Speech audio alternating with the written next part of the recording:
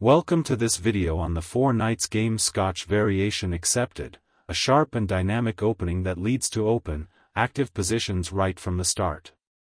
In this line, both sides develop naturally, but very quickly the center opens up and the game becomes tactical. This makes it a great choice for players who want to improve their understanding of piece activity, initiative, and attacking chances, without getting lost in heavy theory. In this video, we'll go through the main ideas, typical plans for both sides, and the key patterns you need to recognize to play this variation with confidence. Let's get started. This move allows white to control the central squares d5 and f5, and also opens the way for the bishop and the queen. However, bringing the queen out early in the opening is not advisable, because it will become a target for attacks and will have to retreat, which leads to a loss of time. Thus, black takes control of the f4 and d4 squares and opens the path for the bishop. Control over the f4 and d4 squares is important because it prevents the opponent from seizing the center. White develops the knight toward the center and attacks the pawn on e5.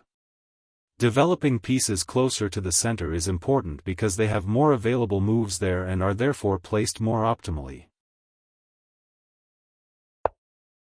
Black defends the attacked pawn and develops the knight closer to the center. In the opening phase of the game, the goal is to bring out the minor pieces, knights and bishops, as quickly as possible and to castle in order to keep the king safe.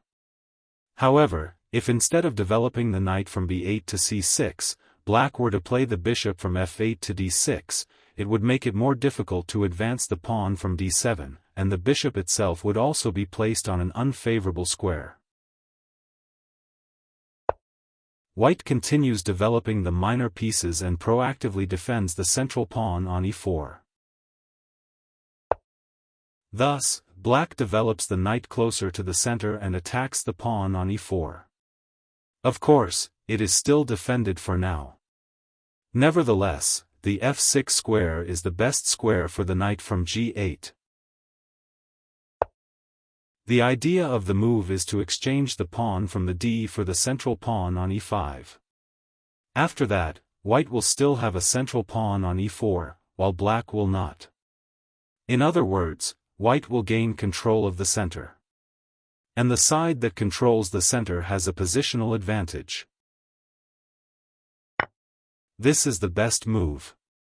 Although black gives up the center, in return they get active piece play and counterplay.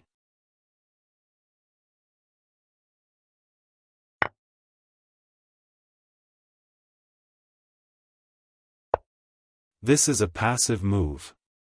Now the bishop on f8 will not be able to develop properly.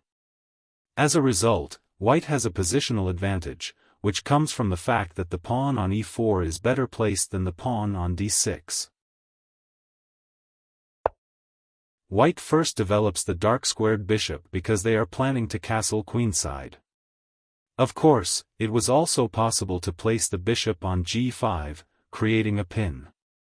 However, that would not achieve much, since black could respond with the bishop from f8 to e7, after which the pin would disappear.